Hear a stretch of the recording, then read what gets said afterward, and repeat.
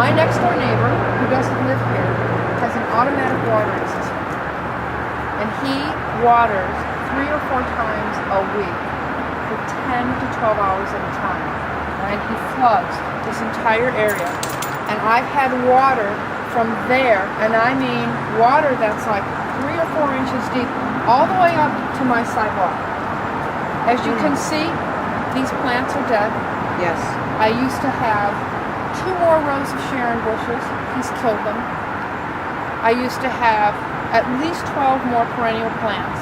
And I'm waterlogged, and I don't know what to do. I've tried, there's sandbags behind the fence trying to prevent the water from coming in. I've had people tell me I need to put an irrigation system in and get a tunnel in here to drain all the water out. And I don't know if drainage is the only answer. Well, one of the solutions would be drainage, but it's a very, very expensive solution. And I don't want to spend a lot of money. Is your neighbor's yard higher than yours? I have no idea. I think they're level. Okay. Well, just by looking here, it looks like it does come down here a bit. This is a little lower in here. It does, yeah. Okay, so what happens is when he turns on his irrigation for 3 or 4 hours At a time. The soil gets completely soaked and it doesn't have anywhere to drain. Right. So the best way that we can combat that is to create a rain garden for you. So let the water go into it.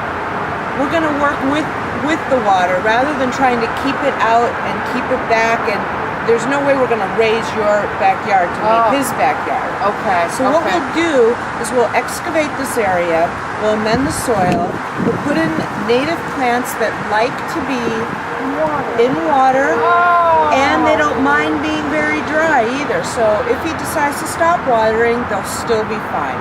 So if we make a section here that's just a little lower, will the water that's coming in from here and there move into a lower area? Yes, all by yes. itself? Water will seek its own level. So it's going to come down, it's going to sit here for a little bit, and as it's able to drain down, it will drain down. But in the meantime, it's not going to kill the types of plants that you have. Fabulous. Let's get to it. Great. Ann Roberts, and I'm the owner of Ann Roberts Gardens, located here in beautiful Chicago, Illinois. I'm primarily an urban gardener.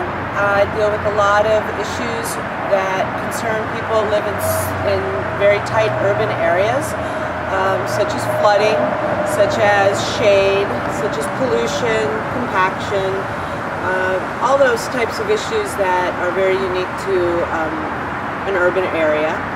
I have been a lifelong gardener and landscaper. I've had other careers in television and advertising, but I'm Greek, and it's just in my DNA. My grandfather, we grew up in California, and he used to grow artichokes in our backyard, and he truly inspired me by all the beautiful roses and flowers. Everything he touched would be beautiful. And I just grew up with that around me, and I just it's always been a part of my life. I guess I can credit him to my love of gardening. I remember when I was in 3rd grade, somebody gave me my first coleus cutting, and I went home and put it in water, and it sprouted roots, and I thought it was just the most fascinating, wonderful thing. And I've been in love with coleus ever since. But not only do I have an appreciation for plants, but also how they grow, and it's really an incredible, very symbiotic relationship when you're touching the earth, when you're feeling the ground, when you're making a place more beautiful through plants, through nature. That's where I get my most satisfaction in life, especially when people tell me, my God, that's such a beautiful garden, and they thank me as they're walking by a project that we're working on. Really gratifying. Downtown Chicago, we have the unique experience of being able to beautify outdoor patios in the summertime. We have a very, very short season here, so we're always trying to make the patios look as beautiful as we can, as quickly as we can, so that we can soften the urban feel when people are sitting outside. So what we do is we'll plant containers all around the patio so that we can buffer the sound, we can buffer the cars going by, and just create a really nice experience for the patrons. Well, roof gardens are, again, a very urban, unique urban situation, and fortunately it's really catching on.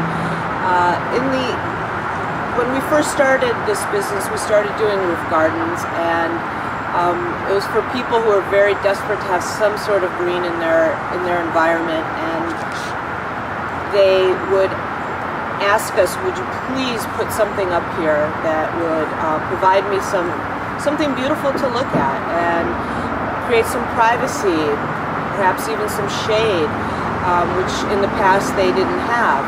And so what we would do is, and what we still continue to do, is to bring up plants that will tolerate the harsh conditions of a rooftop. For example, the freezing and thawing of our rough Chicago winters. The wind, being on a rooftop, the wind and the sun are very harsh on plants. So we take all that into consideration, and we just plant beautiful gardens.